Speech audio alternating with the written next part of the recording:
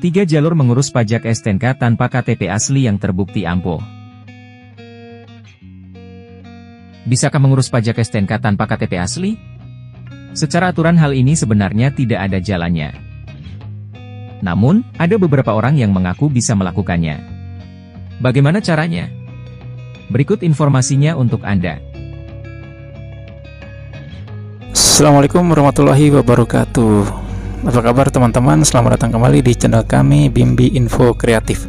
Channel yang selalu memberikan informasi mengenai info wisata, info bisnis, juga informasi yang sangat bermanfaat untuk kehidupan kita sehari-hari, serta tutorial mengenai kreativitas yang kita bisa lakukan dari rumah.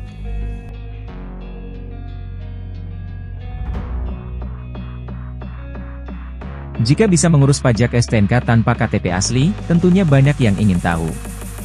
Terlebih para pembeli kendaraan bekas.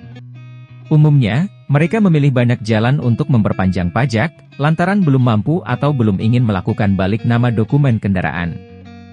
Tidak bisanya mengurus pajak STNK tanpa KTP asli, membuat para pembeli kendaraan bekas memutuskan untuk mangkir membayar pajak kendaraan. Ini tentunya sangat merugikan negara. Namun, risikonya mereka tak akan nyaman ketika berkendaraan di jalan raya. Nah, untuk mengatasi kondisi seperti ini, kami merangkum sejumlah cerita dari orang-orang yang mengaku bisa mengurus pajak STNK tanpa KTP asli. Bahkan, hal itu masih mereka lakukan hingga sekarang. Benarkah hal itu dapat dilakukan?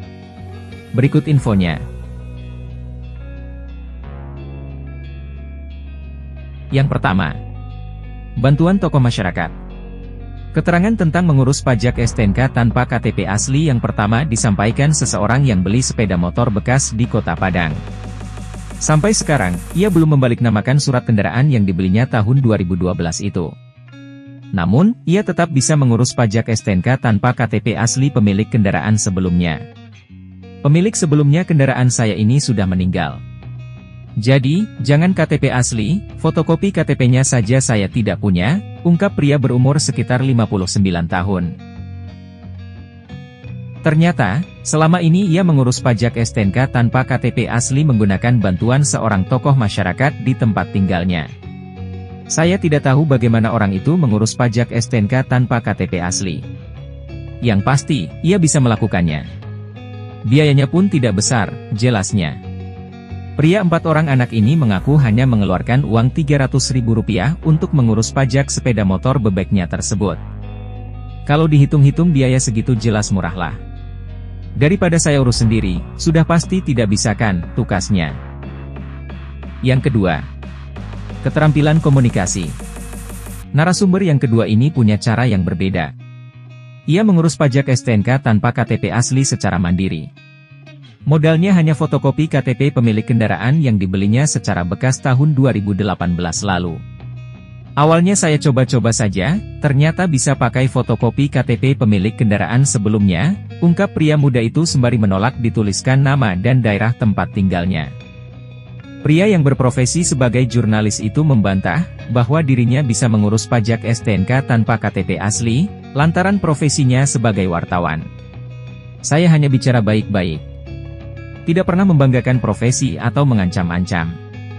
Semua tergantung cara komunikasi dan bagaimana kita meyakinkan saja saya rasa, hematnya.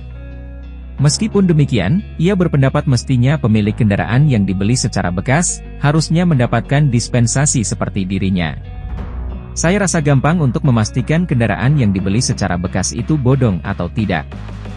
Kalau tidak bodong, mestinya diberi dispensasi saja, agar pendapatan negara tetap lancar, cermatnya. Cara yang ketiga. Tips memilih calo. Narsum yang ketiga ini mungkin banyak yang melakukan caranya mengurus pajak STNK tanpa KTP asli. Yakni dengan menggunakan jasa calo. Namun, yang menarik dari ceritanya, yaitu ketika memilih calo yang tepat. Salah memilih calo, kita akan diberatkan dari sisi biaya, ucapnya.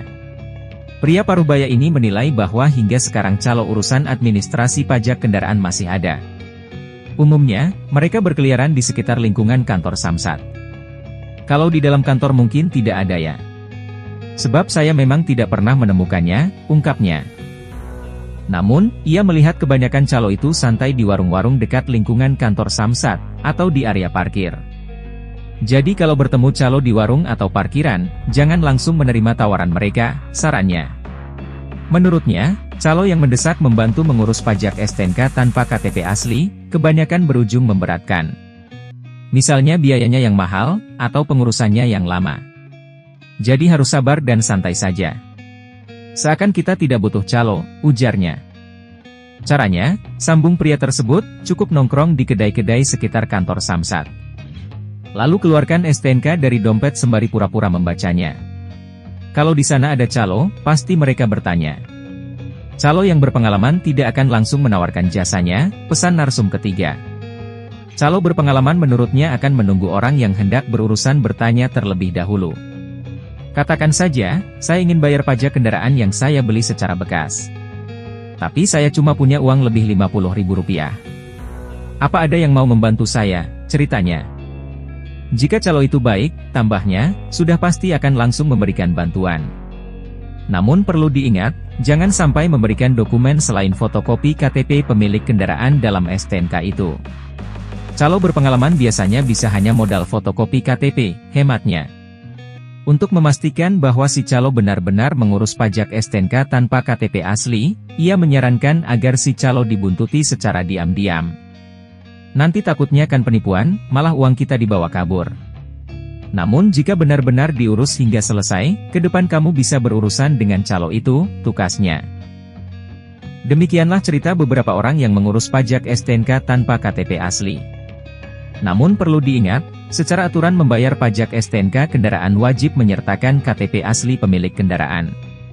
Artinya, cerita para narsum di atas bisa saja tak semudah yang dibayangkan dalam mengimplementasikannya. Semoga informasinya bermanfaat.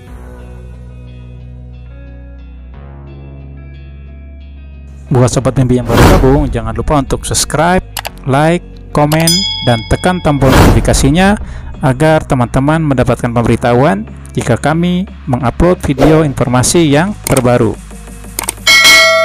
Terima kasih sudah menyaksikan video dan informasi dari kami. Sampai jumpa pada video informasi selanjutnya. Assalamualaikum warahmatullahi wabarakatuh.